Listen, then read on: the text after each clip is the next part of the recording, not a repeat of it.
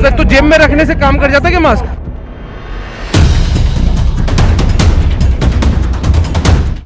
नमस्कार, बहुत बहुत स्वागत है आप सभी का। आपके साथ मैं हूं स्वप्निल। बुधवार को देश भर में करीब 36,000 कोरोना केसेस सामने आए और कोरोना केस के इस कदर बढ़ते आंकड़ों को देख लगता है कोरोना का आतंक काल फिर लौट आया है। अप्रैल से पहले ही महासंकट का मार्च शुरू हो गया है। खास बात यह है कि कोरोना काल के लौटने की सबसे बड़ी वजह है लापरवाही। आज हम अपने इस खास शो में कोरोना केस के बढ़ते आंकड़े, सरकार की सख्ती और आम से खास लोगों की लापरवाही दिखाने वाले हैं। तो शुरू करते हैं आज का यह खास शो, ले डूबेगी लापरवाही।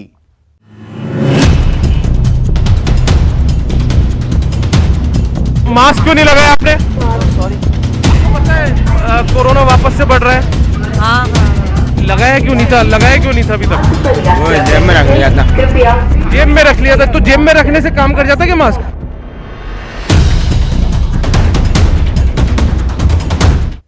भारत में कोरोना वायरस का खतरा फिर से तेजी से बढ़ रहा है। पिछले 24 घंटे में सामने आए नए मामलों ने इस साल के सारे रिकॉर्ड तोड़ दिए। वहीं तमाम बंदिशों के बावजूद महाराष्ट्र में कोरोना के बढ़ते मामले डराने लगे हैं।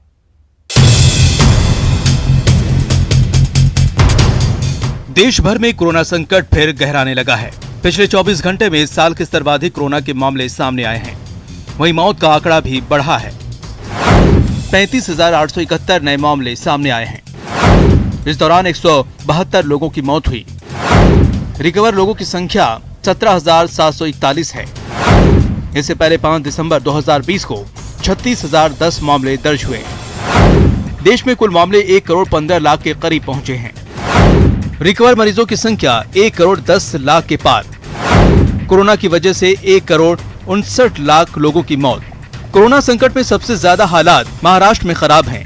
पिछले 24 घंटे में सामने आए नए मामलों में करीब 64% मामले महाराष्ट्र से ही हैं। कोरोना संकट के मद्देनजर पीएम मोदी ने भी राज्यों की दवाई के साथ कड़ाई से कोरोना गाइडलाइंस का पालन कराने का संदेश दिया है, जिसके बाद कई राज्यों में नए नियम लागू किए गए हैं। यूपी में रेलवे और एयरपोर्ट से प्रवेश पर कोरोना टेस्टिंग। यूपी में प्रवेश करने वाले यात्रियों की कॉन्टैक्ट ट्रेसिंग। अहमदाबाद में उद्यान पार्क और बस सेवा बंद। विमान कंपनियां कोरोना गाइडलाइंस में सख्त हुई। राजस्थान में 5वीं क्लास तक के बच्चों को परीक्षा में छूट। 5वीं से ऊपर की कक्षाओं की परीक्षाएं 15 अप्रैल के बाद। देश भर में राष्ट्रव्यापी कोरोना टीकाकरण अभियान भी चलाया जा रहा है। टीकाकरण के 61वें दिन करीब 14.1 लाख लोगों को वैक्सीन दी गई, जिसमें 12.10 लाख लोगों को पहली और 1.92 लाख लोगों को कोरोना वैक्सीन की दूसरी खुराक लगाई गई है। Bureau report, news 18 network. Corona case लगातार बढ़ते जा रहे हैं। ऐसे में प्रधानमंत्री ने बुधवार को मुख्यमंत्रियों के साथ बैठक में जो दिशा निर्देश दिए थे वो क्या है और उसका कहां कैसे पालन हो रहा है, आइए दिखाते हैं। देश भर में कोरोना के मरीजों की संख्या बढ़ने के साथ ही कई राज्यों ने इस महामारी के खिलाफ सख्ती भी शुरू कर दी। महाराष्ट्र, मध्य प्रदेश, केरल, पंजाब, तमिलनाडु और गुजरात समेत कई राज्यों में कोरोना के मरीज तेजी से बढ़ रहे हैं और यही वजह रही कि राजस्थान में इन राज्यों से आने वाले लोगों की कोरोना जांच शुरू कर दी गई। सरकार ने सभी रेलवे स्टेशनों और हवाई अड्डों समेत बस अड्डों पर स्वास्थ्य विभाग की टीमें तैनात कर दी। जयपुर रेलवे स्टेशन से सामने आई तस्वीरों में एक तस्वीर में दिखा कि ट्रेनों के पहुंचते ही सबसे पहले लोगों की कोरोना जांच की गई और उसके बाद ही उन्हें स्टेशन से बाहर जाने दिया गया। जांच के साथ ही उन लोगों का ब्यौरा भी लिया गया ताकि अगर किसी की जांच रिपोर्ट पॉजिटिव आए तो तुरंत ही उसे बाकी लोगों से अलग करते हुए उसका इलाज शुरू कर दिया जाए। देश के सबसे ज्यादा प्रभावित 6 राज्यों से आने वाले यात्रियों की राजस्थान के अंदर स्क्रीनिंग करने के बाद में एंट्री दी जा रही। मध्य प्रदेश में भी इस महामारी का कहर जारी है। वहां कोरोना से बचाव के लिए बनाए गए नियमों को सख्ती से लागू करवाने के साथ ही सरकार ने जागरूकता अभियान भी चलाया। खुद मुख्यमंत्री शिवराज सिंह चौहान ने भी लोगों से लापरवाही न बरतने की अपील की। बढ़ते संक्रमण को रोकने के लिए वो जो गाइडलाइन दी गई है उसका पालन करें। हालांकि इतनी सख्ती के बावजूद कई लोग बिना मास्क के ही बाहर घूमते दिखाई दिए। ऐसे लोगों को टोकने पर उनके पास बहानों की कमी भी नहीं मिली। कि आपके पास मास्क है फिर भी क्यों नहीं पहने थे आप? ये लेट हो रहे थे, मुझे घुटन होती है। लोगों के इस रवैये की वजह से राज्य में हालात तेजी से बिगड़ रहे हैं, जिसके बाद कोरोना की बढ़ती रफ्तार को रोकने के लिए शिवराज सरकार को सख्त एक्शन लेना पड़ा और सबसे प्रभावित 2 जिलों भोपाल और इंदौर में अगले आदेश तक नाइट कर्फ्यू लगा दिया गया, जो रात 10 बजे से शुरू होकर सुबह 6 बजे तक रोजाना जारी रहेगा। इस दौरान इमरजेंसी में ही लोगों को बाहर निकलने की इजाजत होगी। भोपाल और इंदौर में यह सख्ती इसलिए बरती गई क्योंकि राज्य के 54% कोरोना के मरीज केवल इन्हीं 2 जिलों से हैं, जबकि महाराष्ट्र में पिछले 24 घंटे में 23,000 से ज्यादा मरीज सामने आए, जबकि 84 की मौत हो गई। यानी इस साल पहली बार ऐसा हुआ जब राज्य में कोरोना मरीजों की संख्या 23,000 के पार चली गई। वहीं केंद्रीय स्वास्थ्य मंत्रालय ने दावा किया कि मौजूदा वक्त में देश के 76% कोरोना के मरीज सिर्फ महाराष्ट्र, केरल और पंजाब से हैं, जबकि दूसरे राज्यों में भी कोरोना के बढ़ते आंकड़े एक बार फिर लोगों को डराने लगे। इसके पीछे लोगों की लापरवाही सबसे बड़ी वजह मानी जा रही है। इसीलिए उन्हें जागरूक करने के साथ ही राज्य सरकारों को सख्ती भी बरतनी पड़ रही है। दिल्ली से भी इसी तरह की तस्वीरें सामने आई। कई जगहों पर गाड़ियों को रोककर मास्क न पहनने वालों के चालान काटे गए। सिविल डिफेंस के लोग यहाँ पर हैं, वो मास्क के लिए चालान काटने का जो कार्यक्रम है वो पूरी दिल्ली में इसी तरह से चल रहा है। इस दौरान कई लोगों के चेहरे पर मास्क तो दिखे, लेकिन उन्होंने उसे सही तरीके से नहीं पहना था। ऐसे लोगों को भी अपनी जेब ढीली करनी पड़ी। कुछ जगहों पर लोग चालान काटने पर बहस करते भी दिखाई दिए, हालांकि बाद में उनसे भी जुर्माना वसूला गया। और देश के दूसरे राज्यों की तरह बिहार में भी कोरोना की जांच की ऐसी ही तस्वीरें सामने आई। होली का त्योहार नजदीक आते ही देश के अलग अलग राज्यों से वहां लोगों के पहुंचने का सिलसिला भी शुरू हो गया और इसके साथ ही बिहार के सभी रेलवे स्टेशनों, हवाई अड्डों और बस अड्डों पर कोरोना की जांच के लिए केंद्र भी बना दिए गए। पटना रेलवे स्टेशन पर इस महामारी की जांच के लिए लोगों की लंबी कतार नजर आई। जांच के बाद ही वहां लोगों को स्टेशन से बाहर निकलने की इजाजत दी गई। इसके साथ ही महाराष्ट्र, पंजाब और केरल से आने वाले लोगों पर खास नजर रखी जा रही है, क्योंकि इन राज्यों में कोरोना के मरीजों की संख्या सबसे ज्यादा है। इस बीच नीतीश सरकार ने राज्य में सार्वजनिक तौर पर होली मनाने पर रोक लगाने का भी आदेश जारी कर दिया। जो भी यात्री बिहार पहुंचेंगे तो पहले उनका कोरोना जांच होगा और निगेटिव पाए जाने के बाद उनको छोड़ा जाएगा। बढ़ते खतरे के बीच प्रधानमंत्री ने भी मुख्यमंत्री के साथ एक बैठक की, जिसमें उन्होंने देश के कई राज्यों में कोरोना के तेजी से फैलने पर चिंता जताई और वैक्सीन की बर्बादी करने वाले राज्यों को आगाह किया। न्यूज 18 के विक्रांत यादव की रिपोर्ट है कि प्रधानमंत्री ने महाराष्ट्र और मध्य प्रदेश में कोरोना के बढ़ते मामलों पर बात की और दोनों राज्यों में जांच और इलाज को तेज करने पर जोर दिया। साथ ही उन्होंने कोरोना की वैक्सीन को इस महामारी के खिलाफ सबसे बड़ा हथियार बताया। इस बारे में बात करते हुए प्रधानमंत्री ने वैक्सीन की बर्बादी पर चिंता जताई और आंध्र प्रदेश, तेलंगाना और उत्तर प्रदेश का उदाहरण देते हुए कहा कि वहां वैक्सीन की 10% डोज बर्बाद हुई, जिसे रोकने के लिए राज्य सरकारों को कड़े कदम उठाने होंगे। कोरोना की वैक्सीन 10 या 20 डोज के पैकेट में आती है और एक समय में 10 या 20 लोग हों तभी वो पूरा पैकेट इस्तेमाल हो सकता है, वरना बची हुई डोज खराब हो जाती है। हमारे जितने सेंटर्स प्रोएक्टिव होंगे, मिशन मोड में काम करेंगे, वेस्टेज भी कम होगा, संख्या भी बढ़ेगी और एक विश्वास तुरंत बढ़ेगा। मैं चाहता हूं कि इसको बल दिया जाए। यही नहीं, प्रधानमंत्री नरेंद्र मोदी से निर्देश मिलने के बाद बीजेपी भी वैक्सीन लगाने के अभियान को सफल बनाने में जुट गई। न्यूज 18 के अमिताभ सिन्हा की रिपोर्ट है कि पिछले हफ्ते हुई बीजेपी संसदीय दल की बैठक में प्रधानमंत्री नरेंद्र मोदी ने सभी सांसदों को वैक्सीन लगाने के अभियान को सफल बनाने के निर्देश दिए थे, जिसके बाद बीजेपी के सभी सांसद और कार्यकर्ता इस अभियान में जुट गए। इसके लिए लोकसभा और राज्यसभा के सभी सांसदों को 4 ग्रुप में बांटा गया है और हर ग्रुप में 100 सांसद होंगे। ये सांसद और पार्टी के दूसरे कार्यकर्ता न सिर्फ वैक्सीन पर उठ रही आशंकाओं को दूर करेंगे, बल्कि लोगों को वैक्सीनेशन सेंटर तक भी लाएंगे। एक अनुमान के मुताबिक देश भर में 20,000 वैक्सीनेशन सेंटर हैं। इन केंद्रों पर बीजेपी सांसद और पार्टी कार्यकर्ता तैनात रहेंगे। इसके अलावा हर सेंटर पर हेल्प डेस्क भी बनाया जाए, जहां पार्टी के कार्यकर्ता लोगों की हर जरूरी मदद करेंगे। खास बात यह कि इस अभियान की निगरानी खुद प्रधानमंत्री नरेंद्र मोदी कर रहे हैं।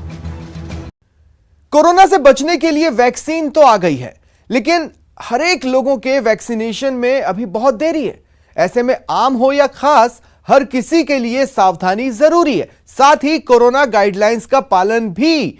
लेकिन जयपुर में कई माननीय ऐसे हैं जिन्हें ना तो कोरोना गाइडलाइंस याद है, ना उन्हें मास्क पहनने की सुध रहती है। आपको भी दिखाते हैं आपके माननीयों का हाल। नेताजी कोरोना प्रूफ हैं, बिना मास्क के घूमते हैं। अरे लाए मास्क तो, और गेट नहीं लाए तो गेट पे मिल जाएगा। नेताजी ध्यान कहाँ है, बताएं मास्क कहाँ है। मास्क कहाँ है? गाड़ी में लगाया क्यों नहीं? मैं फोन पे बात कर रहा था। मास्क न पहनने के 100 बहाने। मास्क कहाँ है आपका? मास्क ये रहा। लगाते क्यों नहीं? अभी लगा रहे हैं। माननीय मास्क और मनमानी। मास्क कहाँ है? ये लगाया हुआ है। सुन लीजिए, अजब गजब बहाना है। कैमरे पर बिना मास्क के पकड़े गए हैं तो लगे बहाने बनाने। दलील भी ऐसी कि मानो कोरोना पर पीएचडी ही कर ली हो। नाम है इंदिरा मीना, बामनवास से कांग्रेस की विधायक है। सुनिए मास्क के सवाल पर माननीय का जवाब। मास्क कहाँ है? मास्क ये रहा। कहाँ रहा? गाड़ी में हैं? लाए थे नहीं लाए? अरे लाए मास्क तो, और गेट नहीं लाए तो गेट पे मिल जाएगा। मिल जाएगा। गलती हो रही है आपसे? नहीं गलती नहीं है। अब चलिए एक और कोरोना प्रूफ विधायक से आपकी मुलाकात करवाते हैं।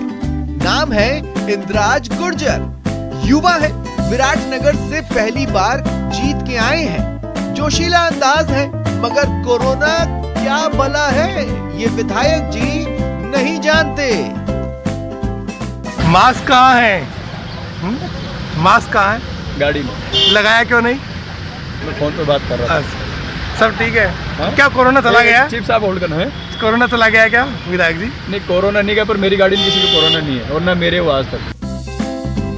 कृष्णा पूनिया पद्मश्री हैं, ओलंपिक में भारत की नुमाइंदगी कर चुकी हैं, युवाओं की रोल मॉडल हैं, देश दुनिया में नाम है, पर गलती तो उनसे भी हो ही जाती है। कृष्णा जी आप तो जिम्मेदार विधायिका हैं, मास्क क्यों नहीं लगाते? मैं बिल्कुल लगाती हूँ, मैं बात कर रही हूँ, मेरा मास्क देना नहीं। लगाती हूँ। क्या भूल गए क्या आज? नहीं नहीं ये हैं? जी जी जी लगाना चाहिए। लगाती हूँ, मैं फोन पे वार्ता कर रही थी। जी जी जी। प्रताप सिंह खाचरियावाद अक्सर भीड़ में मास्क पहने नजर आते हैं, लेकिन 2-4 लोगों के सामने मास्क पहने कभी कभार ही दिखते हैं। माननीय मंत्री महोदय, हाँ, हमेशा मास्क पहनने की अपील उनकी चर्चाओं में रहती है। कोरोना गया नहीं है मंत्री जी, मास्क लगाना कैसे भूल रहे हैं आप? मंत्री जी मास्क मेरे जेब में मास्क है, जब बोलना पड़ता है माइक पे तो मास्क हटाना पड़ता है। वैसे स्टाफ लगाता है पूरा? सब जने लगाते हैं। अपील क्या करते हैं लोगों से आप? मैं एक ही अपील करूंगा, अब दहशत चालू हो गई इसीलिए मैं भी मास्क हाथ में लेके चल रहा हूँ। जहाँ जरूरत हो भीड़ में जाओ, मास्क लगाओ सब जगह। गाड़ी में बैठो बंद करो तब अलग बात है, लेकिन भीड़ में जाते हमें मास्क लगाना पड़ेगा, तभी बच पाएंगे, नहीं दिक्कत। चेतन डूडी डीडवाना से कांग्रेस के तेज तर्रार विधायक हैं, लेकिन कोरोना के प्रति पूरी बेफिक्री है। कहते हैं मास्क विधानसभा के अंदर लगाएंगे, गाड़ी में मास्क की इन्हें तो जरूरत ही महसूस नहीं होती। भूल गए क्या आजकल आप लोग? मास्क अंदर मिलेगा, अंदर लगा लेंगे। अंदर लगाएंगे? जरूरी नहीं है, कोरोना वोरोना चला गया क्या? अब कोरोना को लेकर मदन दिलावर कितने सजग हैं, जरा उसकी तस्वीर भी देख लीजिए। बिना मास्क घूम रहे हैं, पूछा मास्क कहाँ है तो जवाब भी सुनिए। मास्क कहाँ है मदन दिलावर जी का?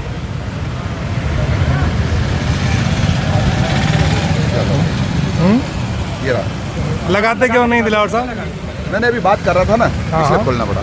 क्यों? आदत में नहीं रहा आजकल आप? नहीं वो इससे बात करने की दिक्कत आती है। 2 गज की दूरी और मास्क है जरूरी, तभी तो कोरोना भागेगा। लेकिन इन बातों को लगता है माननीय भूल से गए हैं। जब माननीय ही मास्क नहीं पहनेंगे, कोरोना गाइडलाइन का पालन नहीं करेंगे, तो फिर आम जनता का क्या होगा? अरे नेताजी, आप आदरणीय हैं, अनुकरणीय हैं, दवाई के साथ कड़ाई का भी पालन करो। जयपुर से न्यूज 18 के लिए बाबूलाल धायल की रिपोर्ट। जब वीवीआईपी और माननीय लोग इतनी लापरवाही बरतेंगे तो फिर आम लोगों का क्या हाल होगा, ये पूछना बेकार है। हालांकि ऐसा है नहीं है। जिन्हें अपने और अपनों की चिंता है, जिन्हें इंसानियत से प्यार है, वो मास्क भी लगा रहे हैं और सोशल डिस्टेंसिंग का भी ख्याल रख रहे हैं। आइए दिखाते हैं आपको जयपुर के सिंधी कैंप बस स्टैंड का हाल, जहां का जायजा लिया संवाददाता दीपक व्यास ने। कोरोना ने एक बार फिर से अपना असर दिखाना शुरू कर दिया। केसेस लगातार बढ़ रहे हैं, सरकार लगातार लोगों को जागरूक कर रही है, लेकिन बावजूद इसके जो असर है वो दिख नहीं रहा है।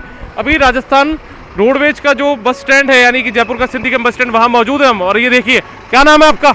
जी मेरा नाम नौशाद है, नौशाद MD नौशाद। नौशाद, मास्क क्यों नहीं लगाया आपने? सॉरी सर, अभी है पास में, लगाना पड़ेगा। नहीं लगाया क्यों नहीं अभी तक? लगा रहे सर। मैं पूछ रहा हूँ अभी तक क्यों नहीं लगाया था आपने मास्क? सर भूल गया था, मास्क है मेरे पास। ये देखिए, नौशाद है, बच्चे हैं, लेकिन इन्होंने मास्क नहीं लगा रखा था। ये देखिए, क्या नाम है भैया आपका? मोहम्मद। मोहम्मद, मास्क क्यों नहीं लगा रखा आपने? मास्क लगाओ, मास्क लगाना है, मास्क लगाओ, मास्क लगा के रहोगे अच्छा रहेगा। लगाया क्यों नहीं था अभी तक? वो जेब में रख लिया था। जेब में रख लिया था? तो जेब में रखने से काम कर जाता क्या? जंप लगा रहे हैं और 21-22 में इसको हम ला रहे हैं 99,244 करोड़ रुपए पर। मैं सोचता हूँ ये कैसे संभव होगा, है ना। 19, 20, 21 का जो आपने यहाँ दिया है और जो आप दे रहे हो, ये आपके फिगर आप अचीव नहीं कर सकोगे, ये मेरी गारंटी है। जब साल समाप्त होगा और जब इसका अकाउंटिंग होगा तो आपको स्वयं को एहसास होगा। आर्थिक सेवा में भी आपने पिछली बार जो बजट एस्टिमेट 19-20 का था, जो आपने 66,000 करोड़ का था, वो 60,000 करोड़ तक का ही पूरा किया, वो आपसे पूरा नहीं हुआ। और 20-21 में जो आपने 58,930 करोड़ का सोचा था एस्टिमेट, उसको आप सीधा बढ़ा करके इस समय लाने की कोशिश कर रहे हैं 64,000। मैं सोचता हूँ ये केवल आंकड़ों का मिलान जरूर होगा, लेकिन धरती पर आप इसको उतार नहीं पाओगे। सामान्य सेवा में भी यही है आपका। आपने जो 19 का जो पूरा हो गया साल, उसमें 59,073 का सोचा था बी में, उसको एक्चुअल किए थे आपने 56,000 करोड़ रुपया। इसका मतलब 2,423 करोड़ रुपया कम खर्च पाए।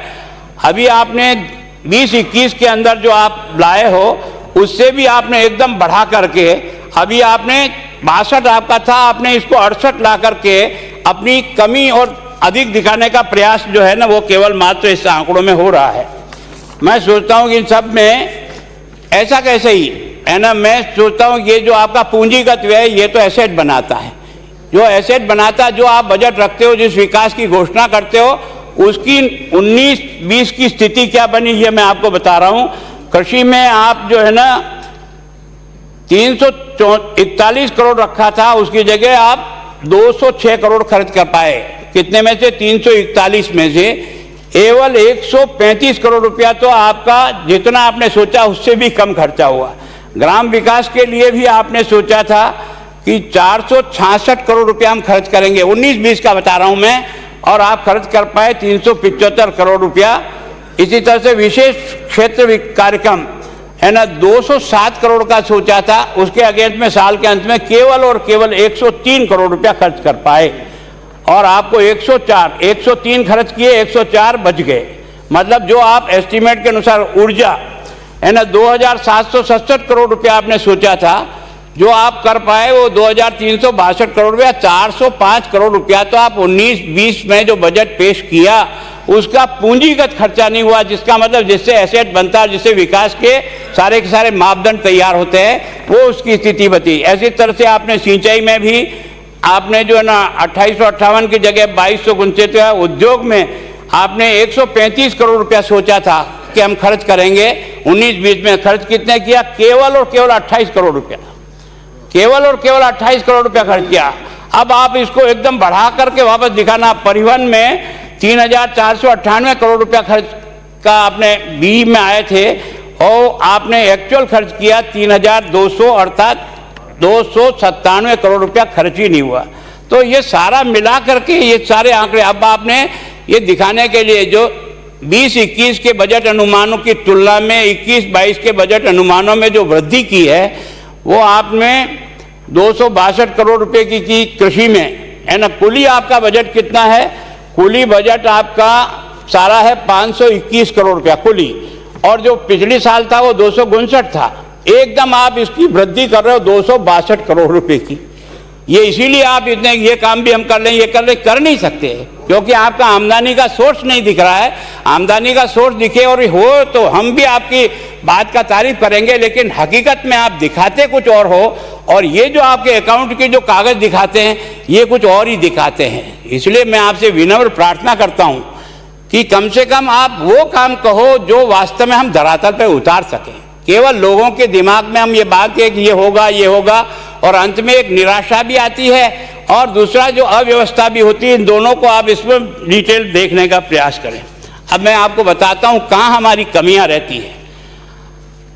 कमी कहां है? इन सब विद्वान साथी जो आपके यहाँ बैठे हैं, ये कोई बजट को ठीक प्रकार से देखता नहीं। ये गलती कहां रहती है? यहां रहती है।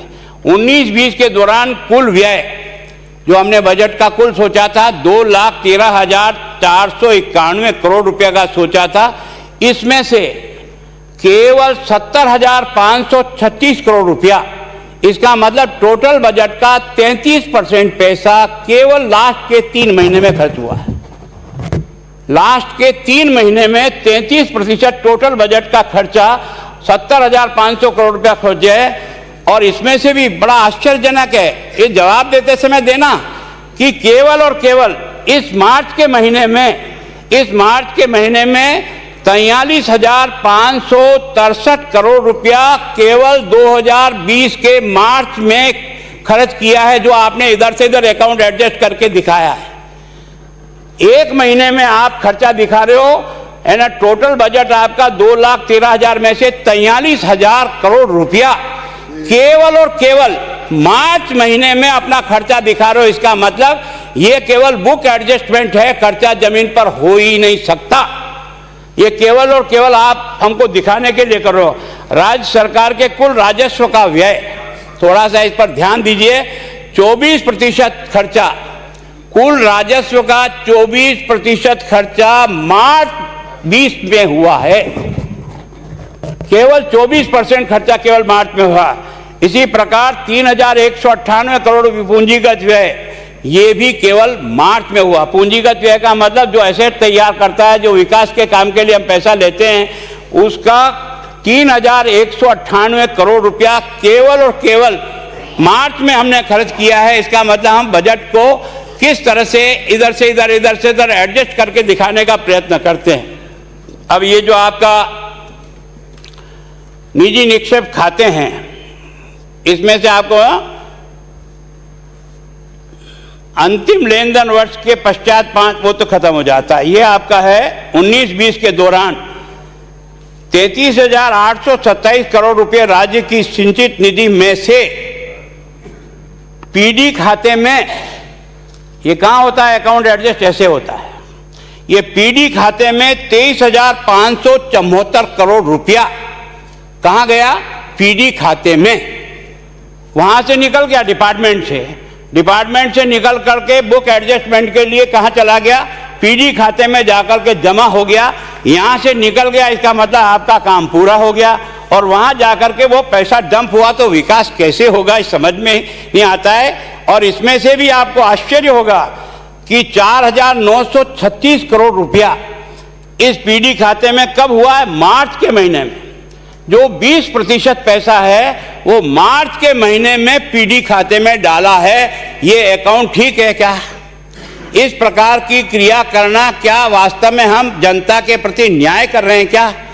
कि हम पैसा यहां से निकालते हैं जो जनता ने आपको दिया खर्च करने के लिए, जिसकी आपने घोषणा की, वो कहां चला गया? वो पीडी खाते में चला गया मार्च के महीने में।